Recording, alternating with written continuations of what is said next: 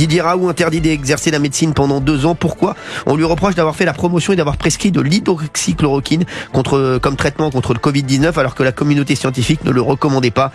Est-ce que c'est pas plutôt une chasse aux sorcières contre Didier Raoult? Excusez-moi, hein. C'est dingue ce qui se passe en fait. Hein. C'est que dès que quelqu'un prend un peu trop de place, dès que quelqu'un l'ouvre un petit peu trop, eh ben c'est terminé, bam, hein, terminé. Didier Raoult, allez, ça dégage, franchement. Et puis, on a mis un ministre qui lui était médecin, qui avait fait sa thèse au miracle sur l'hydroxychloroquine, montré que ça n'était pas toxique aux doses auxquelles je l'utilisais. Et vous savez, Azalbert a publié son dialogue avec Monsieur Braun sur sa thèse. Et quand il lui a dit, mais comment ça se fait que vous n'ayez pas vu que l'étude anglaise auquel vous faites référence utilisait des doses toxiques, il lui a répondu qu'il n'avait pas lu les protocoles. Le ministre lui a répondu ça. Il n'avait pas lu les protocoles, oui. Il n'a pas lu. Vous voyez avec qui on est obligé de discuter, c'est incroyable. Moi, je dis... C'est que l'un des reproches qui lui est fait, qui est quand même insolite, c'est d'avoir contredit les autorités, pour faire simple, sur ne pas avoir promu la vaccination généralisée et le confinement. C'est-à-dire qu'en fait, cette juridiction reproche au professeur Raoult d'avoir eu raison. C'est pas grave. Est entré en éruption. Je discutais avec Véran quand il me parlait encore, quand je l'ai alerté, j'étais le premier à alerter sur le fait que ce virus mutait plus que ce qu'on l'imaginait. Il m'a regardé, il était à 1 mètre de moi, il m'a dit ce virus ne mute pas. Il a jamais vu une séquence de sa vie. Moi, j'ai été le premier laboratoire de microbiologie au monde à avoir un séquenceur automatique en 92. Et quasiment continu. Décembre se sont élevés jusqu'à 4.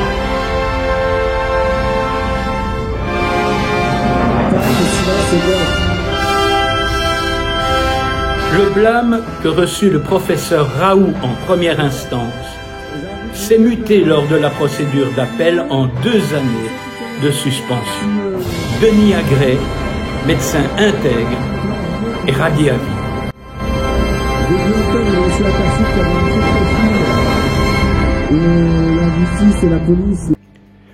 Les ordres des médecins condamnent 1 à 1 les praticiens qui, durant la crise sanitaire, sont restés fidèles à leur serment. Les ordres européens sont devenus, par intérêt ou par nécessité, les serviteurs et les collaborateurs des puissants. Mesdames, Mesdemoiselles, Messieurs, en ma qualité de président de l'Ordre universel des praticiens de la santé, je vous demande solennellement de signer la déclaration de Bruxelles. Si vous voulez nous donner les moyens de gagner le combat que nous avons engagé contre ceux qui s'acharnent à dépecer la médecine hippocratique, de façon occulte, de façon perverse et déloyale, vous devez la signer. Vos parents, vos enfants, vos cousins, vos amis, vos voisins doivent la signer. Nous devons être des dizaines de milliers à poser le sceau de notre total désaccord au bas de la déclaration de Bruxelles. Signez-la, partagez-la, qu'elle court, qu'elle vole à travers toute l'Europe pour dire non. Rendez-vous sur notre site ordreuniversel.org pour signer la déclaration, notre déclaration, votre déclaration. Dites non. Non, messieurs les présidents, les médecins restés fidèles à leur serment qu'ils ont solennellement prêté ne monteront plus sur les bois de justice que vous dressez devant eux pour faire le lit des financiers. Nous vous rappellerons sans relâche, à vous qui êtes gardiens de notre serment, qu'il se clôture par ces mots dont l'écho sans doute ne résonne plus dans votre mémoire, que je sois déshonoré, que je sois méprisé si je manque à mes promesses. Vos menaces, messieurs les présidents, sont bien impuissantes à nous faire oublier nos promesses. Nous vous rappellerons, quand le temps sera venu, que la peur de vos sanctions a contraint des milliers de médecins à renier leur serment et que des gens en sont morts.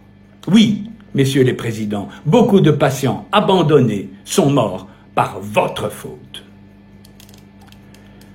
Vous savez que vous avez tort et c'est parce que vous le savez que vous lancez des anathèmes contre les médecins qui ont eu raison. Nous savons tous que ni Raoult, ni moi-même ne sommes la véritable cible de votre chasse aux hérétiques. En me condamnant, en condamnant Raoult, vous allez à la pêche aux poissons morts.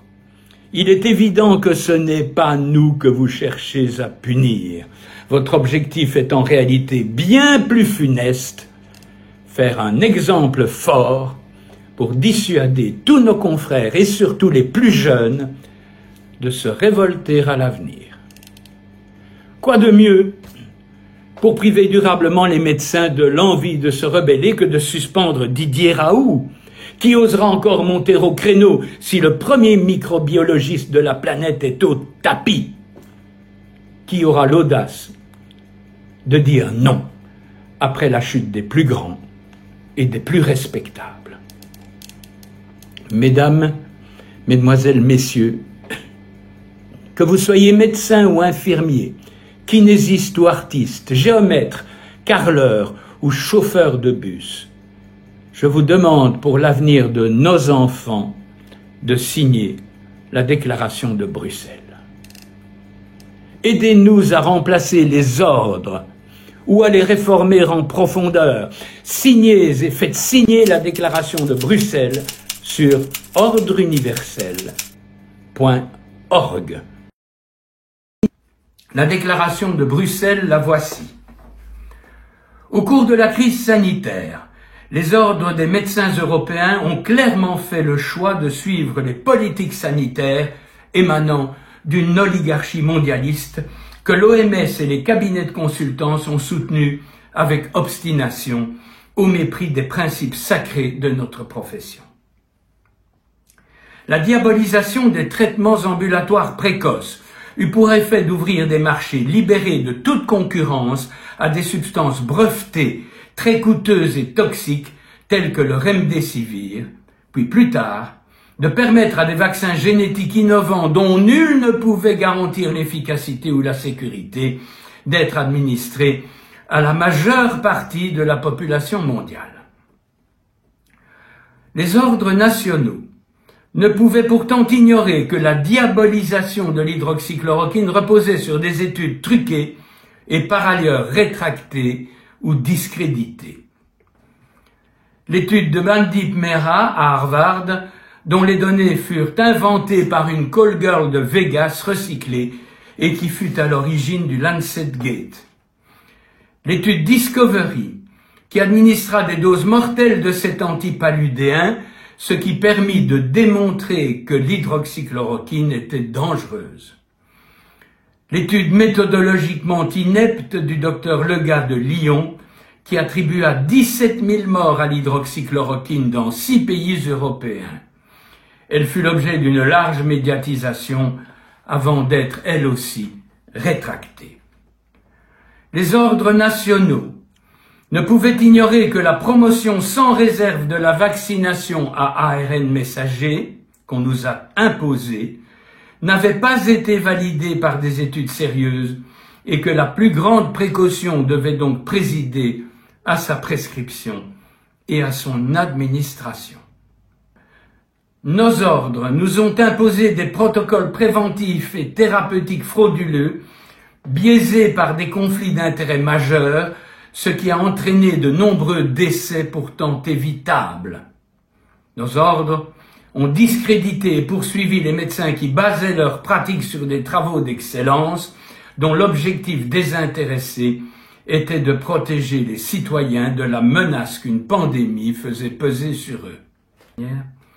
Nous, médecins humanistes, respectueux de notre serment, mais aussi citoyens de toutes origines, signataires de la Déclaration de Bruxelles, retirons notre confiance aux ordres des médecins de nos pays respectifs pour ne pas avoir rempli la mission qui leur était dévolue et qui les chargeait de faire des droits de nos patients une valeur sacrée et inaliénable, inaccessible aux décrets d'exception, à la prévarication et au mercantilisme. C'est dingue ce qui se passe en fait.